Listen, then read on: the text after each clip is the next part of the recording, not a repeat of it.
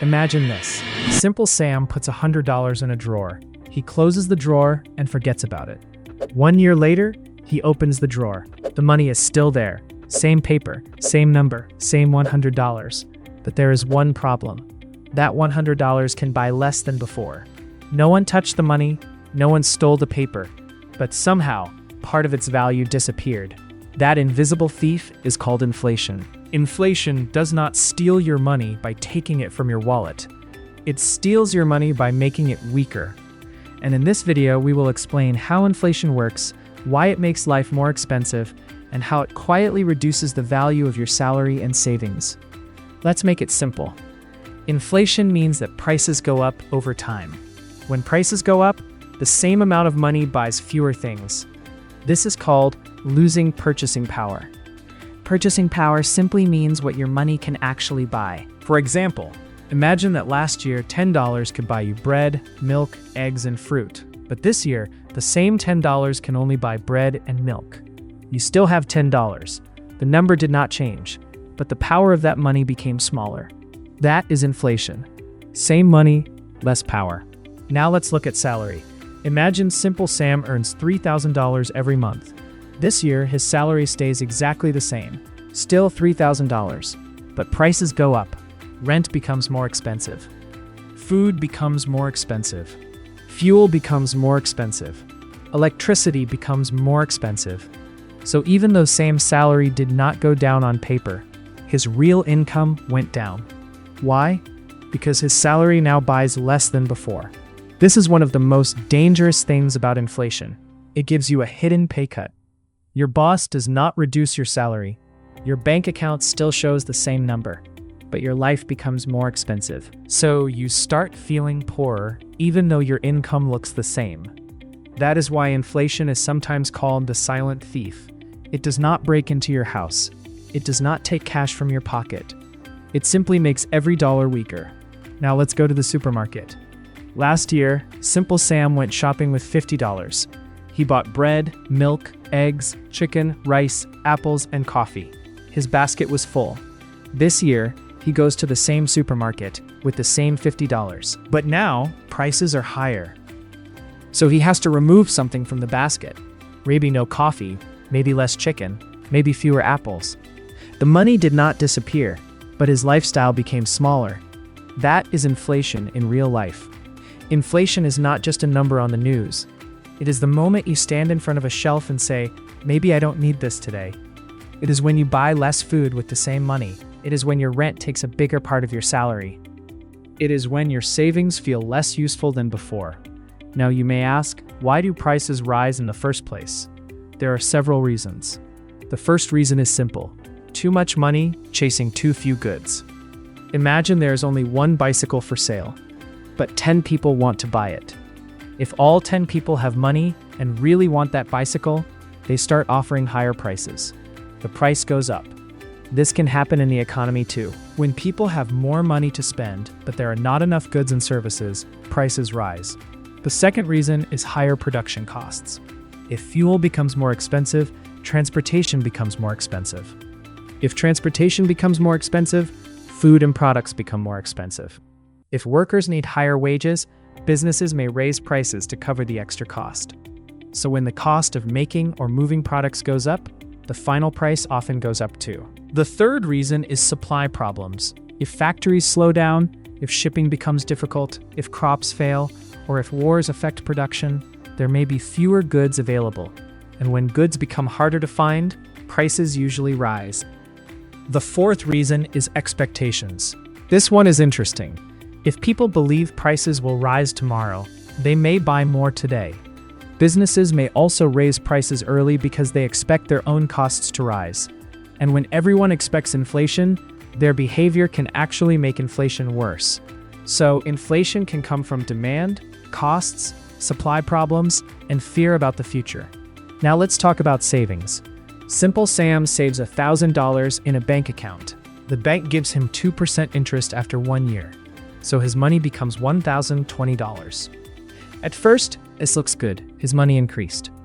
But what if inflation is 6%? That means prices rose by 6%. So even though Sam's savings increased by 2%, The cost of life increased by 6%.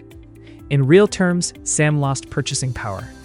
His bank account number went up, but the real value of his money went down. This is one of the confusing tricks of inflation. Your money can grow in numbers, but shrink in power. More dollars, less value. Now, inflation does not hurt everyone equally. Some people are hurt more than others. Rich people often own assets. Assets are things like houses, land, stocks, businesses, or gold. When inflation rises, many of these assets may also rise in price. But ordinary people often depend mostly on salary and cash.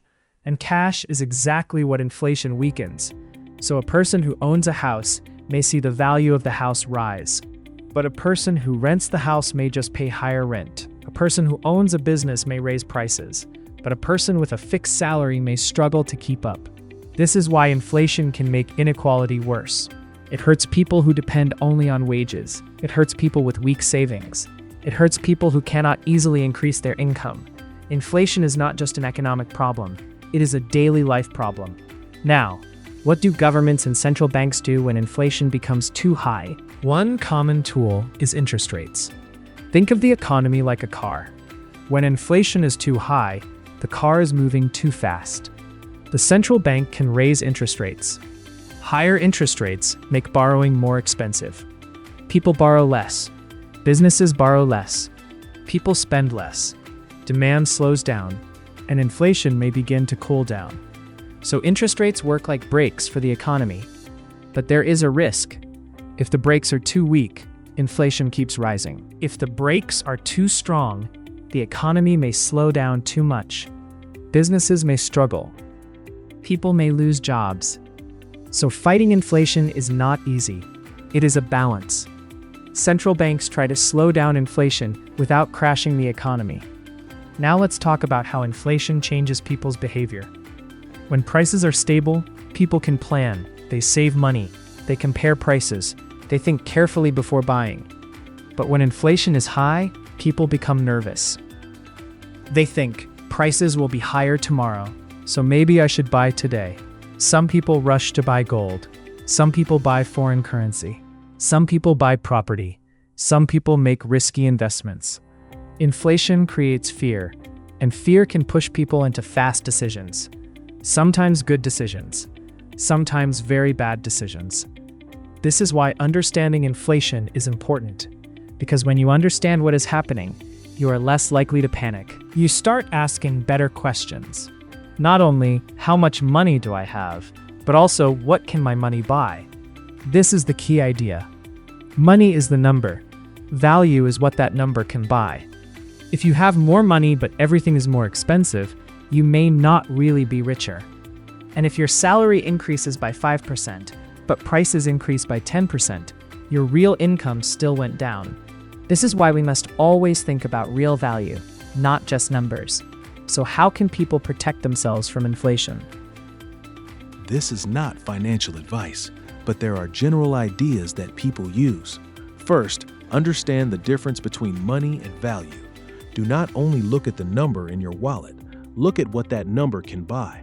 Second, be careful about keeping all your wealth in cash for a long time when inflation is high. Cash is useful, cash is necessary, but inflation can weaken cash over time.